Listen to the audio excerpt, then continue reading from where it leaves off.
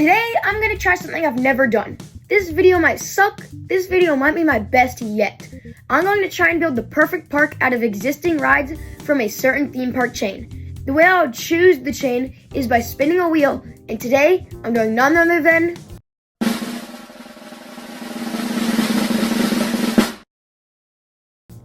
the basic idea of an amusement park, Six Flags. By the way, this is only Legacy Six Flags, so no Cedar Fair rides because of the merger and all. Anyway, the way this will work, I'll choose 5 coasters.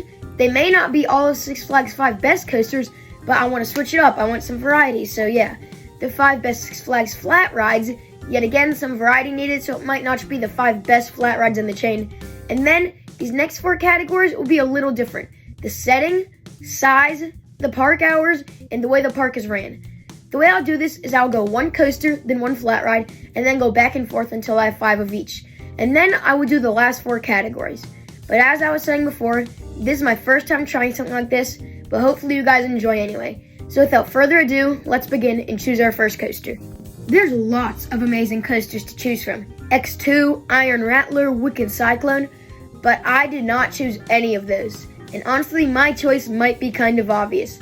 For coaster number 1, I am choosing our star attraction and the best coaster in any Six Flags park, El Toro. This is my first pick, even if I haven't been on it, as I love T-Express, and some people say this is even better. This brings our park a world-class coaster and an absolute monster in the skyline. This will also be the ejector airtime machine our park will need to have a complete lineup. I mean, look at the best parks by Six Flags. You got Magic Mountain with Twisted Colossus, Fiesta Texas with Iron Rattler and Wonder Woman. In Great America, well, I don't know, Great America doesn't have that many rides with Crazy Ejector, honestly. I guess I could just go with Goliath, but that's besides the point. El Toro will be the ride that brings people to the park and people travel around the world for. So there you go, our first coaster. But now, let's look at the Six Flags Flat Ride collection. Some nice options to choose from yet again. Lex Luthor Drop of Doom, a couple of world-class Frisbees, Catwoman Whip at St. Louis. Of these options, I'm going to choose Lex Luthor Drop of Doom. I think drop towers will pull in crowds, especially one of this size, and it will fit in well with the stacked coaster lineup. And I mean, this looks like a contender for the best drop tower in the world, honestly. You just drop for what seems like eternity, and this ride is not ruined by over-the-shoulders. It's 400 feet high with a lap bar. Like, come on, that's pretty darn crazy. And it looks to give strong and, of course, insanely sustained ejector airtime, so it just looks incredible. So there you go, my first choice for flat ride. Now, let's pick our second coaster. When I was thinking about it, we need a second coaster that will draw people in. So we need a tall plus crazy looking coaster. So my next choice was pretty obvious for me. I'm going to put X2 at Six Flags Magic Mountain. This will give us a one-of-a-kind, in the USA at least, an insane coaster. A coaster that will be compared to El Toro as more and more people come to the park and try to figure out what the best coaster here is. Sort of like Maverick Steel Vengeance situation, but it would probably be closer considering I feel like Steel Vengeance is, pretty solidly the favorite there. But we're not talking about Cedar Point, so let's get back to X2. This will also give us some color in the skyline, which I've realized a lot of the time can make a skyline better and draw people in. A color that pops. And this red should definitely get that done. With X2 and El Toro in one park, it's safe to say we have one of, if not the world's best 1-2 punch. Going back to flat rides, this is another easy choice. We need something that looks insane and isn't at every other park. So I'm going with Catwoman Whip at Six Flags St. Louis. This looks like one of the world's best flat rides, and there's no doubt about it. It just looks so fast and so intense. The last thing about the ride, it keeps up the DCIP, so it fits well with Lex Luthor Drop of Doom. But anyway, that's our second flat ride, and will yet again already give this park an amazing 1-2 punch of flat rides. Let's get our third coaster in here. This will be the first coaster that isn't some groundbreaking masterpiece, but will, however, give this park something I think all really good coaster lineups need. A launched coaster. For my third choice, I went back to Six Flags Magic Mountain for their Hang Time Monster Full Throttle. This will give us a world-class launch, some variety in forces, finally adding hang time to the mix, and an element for people to hate on with that top hat. I'm sorry, but what on earth is that? Anyway, this will also bring some life to the park with these operators. They are awesome, always messing with you, randomly launching you, and just being nice in general. This will yet again add a lot to the skyline, and it will get people excited when they see that enormous GP words, loop-de-loop. This ride will definitely not be the star of the park, but add some needed variety. We now have 3 coasters, 2 flat rides, so let's get our 3rd flat ride in here. I'm going to choose Sky Striker at Six Flags Great America. I think this looks like one of the best pendulum rides in the world, and if I'm not mistaken, it's the world's tallest. I'm pretty sure it's tied with the one at Magic Mountain, so I just chose this. Sure, it's a flat ride, but it will give our park a record, plus a huge ride to help out with the skyline. This ride will also be a nice breath of fresh air. Yes, it's still thrilling, but not like absolutely insane all the way through. Just fun, high in the sky floater airtime that will yet again give our park some needed variety in one of the best flat rides ever. 2 more coasters and 2 more flat rides to go. So let's get to our second to last roller coaster. We have our ejector machine, we have our insane and unlike anything else coaster, and we have our launch. So what I'm looking for now is a world-class ride with tons of variety. To me, this is kind of screaming RMC.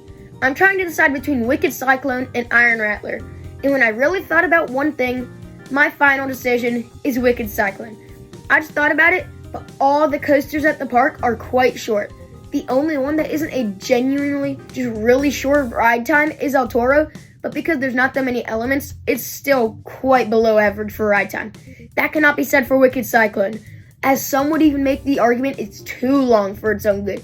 I don't think I would agree, but for a park like this one so far, that's no big deal and will absolutely help. Plus, this isn't just bringing ride time, we're bringing more inversions into the park, more ejector, and not really any help with the skyline, but no big deal because it's currently pretty stacked already. So that's the main reasons why I think Wicked Cyclone would be a great fit here. But now, we need a flat ride that fits well. So far, this park is stacked. World-class coasters and amazing flat rides, but I don't think this park is going to get many families in, like I was saying earlier, so I need to get a couple family-friendly rides into this park. So for our 4th flat ride, I chose Cyborg Cyber Evolution over at Six Flags Fiesta Texas. This ride will fit in with the rest of the park as it still looks cool and impressive.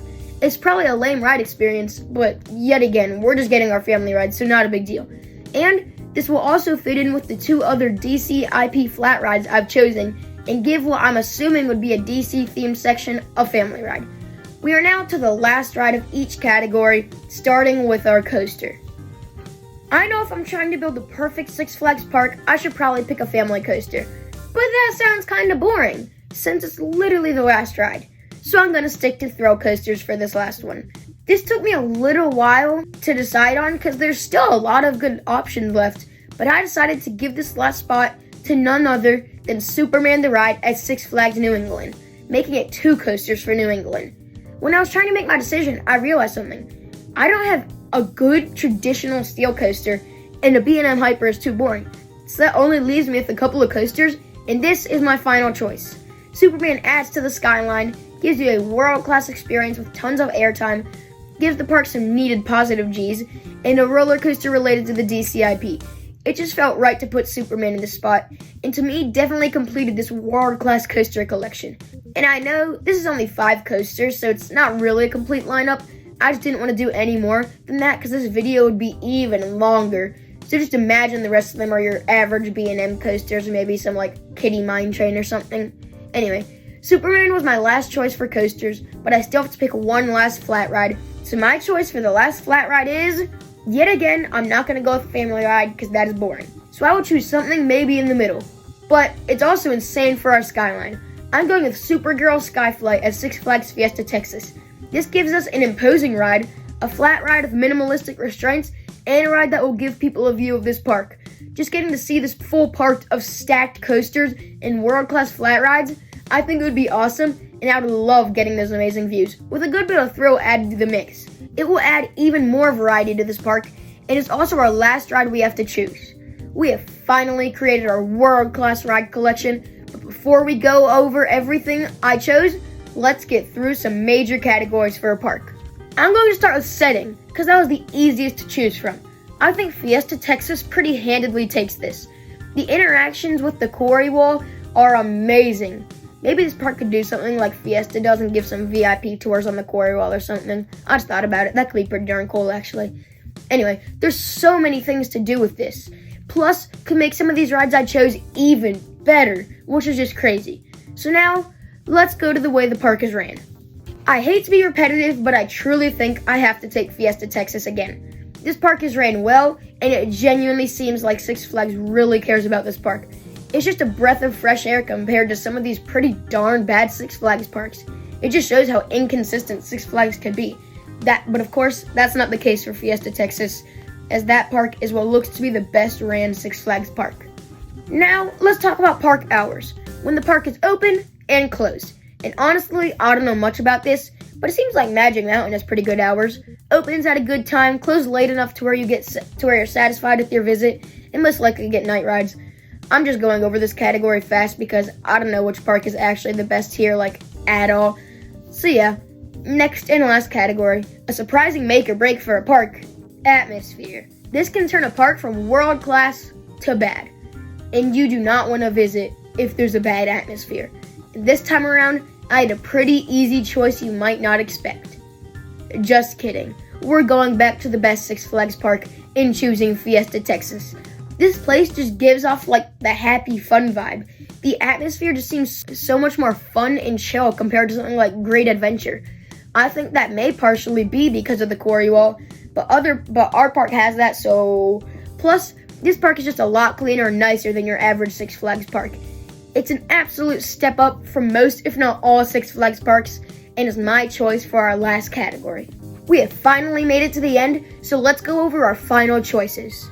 For coasters, my choices were El Toro at Six Flags Great Adventure, X2 at Six Flags Magic Mountain, Full Throttle at Magic Mountain yet again, Wicked Cyclone at Six Flags New England, and oh my gosh, another repeat, Superman the Ride at yet again Six Flags New England. These are all some world-class and amazing coasters, and remember, don't think of it as me saying these are 5 best Six Flags coasters in the entire chain. These are just what I put to build a complete coaster lineup that doesn't leave anything out.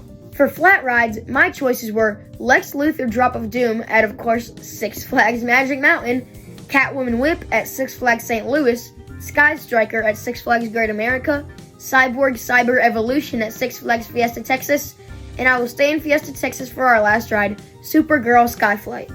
My choices for the overall park experience were setting, I went with Fiesta Texas. The way the park is ran and operated, yet again Fiesta Texas. Park hours, honestly not sure, so I just went with Magic Mountain. And last, and by far from the least, atmosphere. And who could have guessed? I went with Fiesta Texas. So that is how I would build the perfect Six Flags park. Also, I said this earlier, I know 5 coasters isn't enough, so just imagine some mid B&Ms thrown in there for fun because, I mean, it's not a complete lineup with only 5 coasters, but let's get back to it. Tell me in the comments what you would choose from each of these. You will probably disagree with my decisions, but that's why I would love to see what you guys think down in the comments. Thanks for watching, and see you next time on Express Thrills. Bye!